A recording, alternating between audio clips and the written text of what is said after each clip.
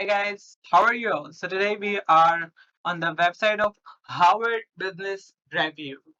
Sorry.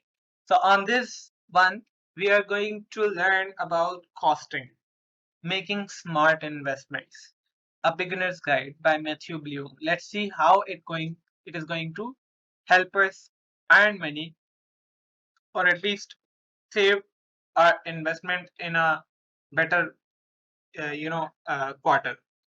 Are you saver or spender? If you went with the former, then you are in the majority. According to a 2019 Charles Schwab survey, about 59% of Americans said that they consider themselves savers. Compare that no more recent findings. However, you'll see that 63% of respondents in a similar demographic are currently living paycheck to paycheck. Clearly, there is a there is a disconnect between the financial goals we are setting and the steps we are taking to realize them. Many of us are taught from a young age that saving is the most direct path to building wealth and achieving freedom. But this is a myth. Why?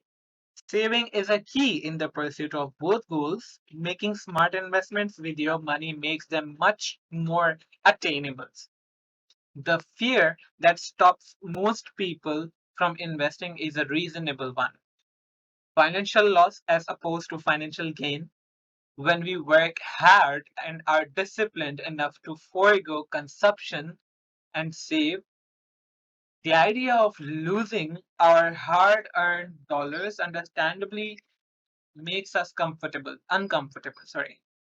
As a result, we tuck our money away in an FDIC insured bank account. Here's the problem. The money we put into our accounts is almost guaranteed to lose value. The low interest rates that saving account offer can't even keep pace with inflation, meaning our money's purchasing power decreases the longer we save. There is some good news, though. If you make smart decisions and invest in the right places, you can reduce the risk of factors. You can reduce the risk factor, increase the reward factor, and generate meaningful returns without feeling like you would be better off in Vegas. Here are a few questions to consider as you get started. Why should you invest? Saving versus investing is an oft heard, often heard debate in financial circles, but they are two sides of the same coin. When building wealth, saving is an indispensable part of the financial toolbox, not because it produces wealth on its own, but because it provides the capital necessary to invest. At a minimum, investing allows you to keep pace with cost of living increases created by inflation. At a maximum, the major benefit of a long term investment strategy is the possibility of compounding interest or growth earned on growth. How much should you save versus invest? Given that each investor enters the market because of unique circumstances, the best answer to how much you should save is as much as possible. As a guidance, saving 20% of your income is the right starting place. More is always better. But I believe that 20% allows you to accumulate a meaningful amount of capital throughout your career.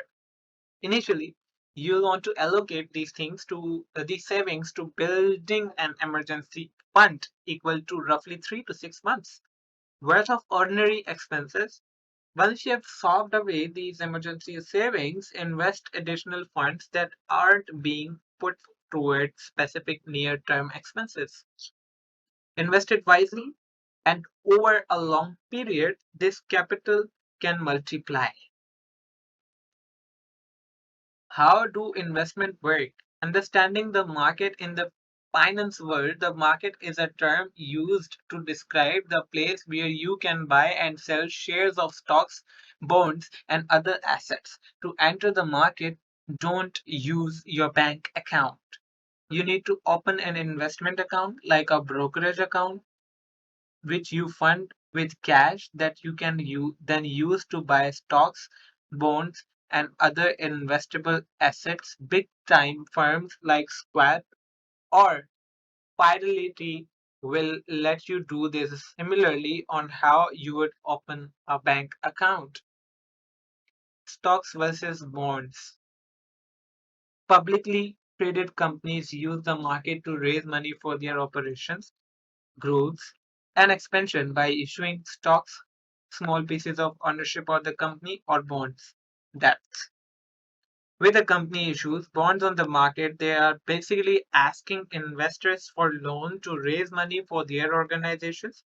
Investor buys the bonds and then the company pays them back plus percentage of the interest over time. Stocks, on the other hand, are small pieces of equity in a company. When a company goes from private to public, its stock can be publicly bought and sold on the market, meaning it is no longer privately owned. A stock price is generally reflective of the value of the company, but the actual price is determined by what market participants are willing to pay or accept on any given date. So thank you so much for coming up to the end of this video. With that we are ending this video. Before that, subscribe my channel, press the bell icon and share this to others. Bye bye. Take care. Blessed day.